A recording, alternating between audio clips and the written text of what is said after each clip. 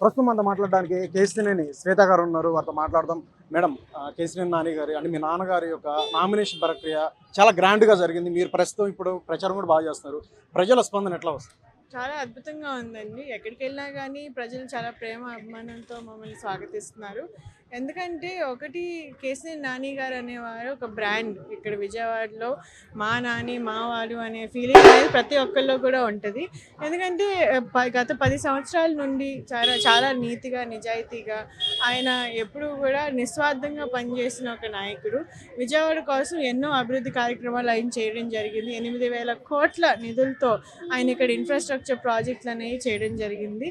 మన ఫ్లైఓవర్లు చూసుకున్నా కానీ హైవేస్, అలాగే ఎయిర్పోర్టు, సూపర్ స్పెషాలిటీ హాస్పిటల్, ఇవన్నీ కూడా ఆయన విజయవాడ మీద ఎంతో ప్రేమతో ఆయన ఇక్కడే పుట్టి పెరిగారు కాబట్టి నా సొంత ఊరు, నా పుట్టిన ఊరు రుణం తీర్చుకోవాలనే ఒక కృషి ఆయన చేయడం జరిగింది. ప్రజలందరూ కూడా చాలా ఆనందంగా ఉన్నారు ఆయన పాలనతో. అందుకే 10 సంవత్సరాలు అయినా కానీ ఇంకా యాంటీ ఇన్కంబెన్సీ అనేది మీరు ఎక్కడా చూడరు. సో అలాగే ఈరోజు జగన్మోహన్ రెడ్డి గారు మీరు చూసుకుంటే హ్యూమన్ డెవలప్మెంట్ ఇండెక్స్ని మన ఆంధ్ర రాష్ట్రంలో పెంచడం కోసం హ్యూమన్ డెవలప్మెంట్ మీద కృషి చేస్తూ, సామాజిక న్యాయం మీద కృషి చేస్తూ ఎన్నో మంచి మంచి కార్యక్రమాలు అనేవి ఆయన చేపడుతున్నారు. ఇప్పుడు వాలంటీర్ వ్యవస్థను తీసుకొచ్చి పాలన అంతా కూడా డీసెంట్రలైజ్ చేసి పెన్షన్లు కానీ స్కీములు కానీ ఏదైనా కానీ ఇంటికే అందిస్తున్నారు.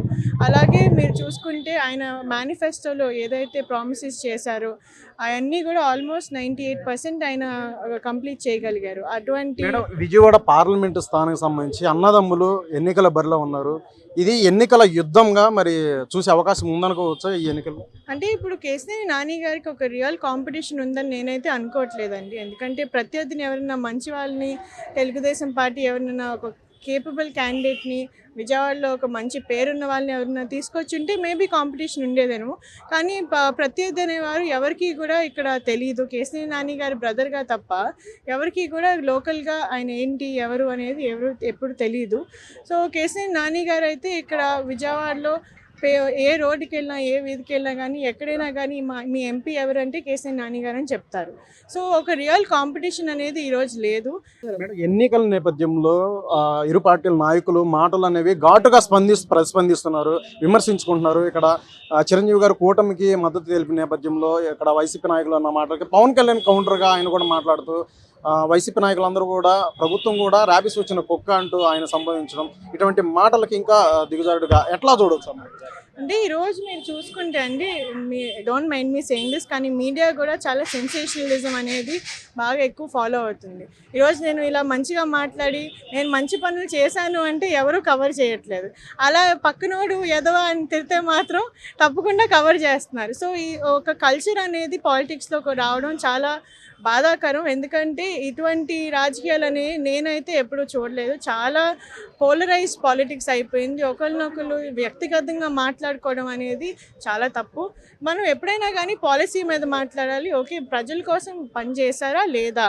ఇప్పుడు జగన్మోహన్ రెడ్డి గారు నిజంగా పేద ప్రజల కోసం పని చేశారు. అలాగే 2 ఏళ్ళు కోవిడ్ ఉండింది. కొంతవరకు ఏదైతే మనం చేయగలిగామో ఇంకా నెక్స్ట్ టర్మ్లో మేము చేస్తామని చెప్తున్నాము. ఓకే, నెక్స్ట్ చంద్రబాబు నాయుడు గారు ఉన్నారు. ఆయన ఎన్ని హామీలు కంప్లీట్ చేశారు? ఇప్పుడు మీరు చూసుకుంటే మేనిఫెస్టో ఏదైతే 2014లో రిలీజ్ చేశారో చంద్రబాబు నాయుడు గారు, పవర్లోకి వచ్చిన తర్వాత కొన్ని రోజులకి ఆ మేనిఫెస్టోనే మాయమైపోయింది.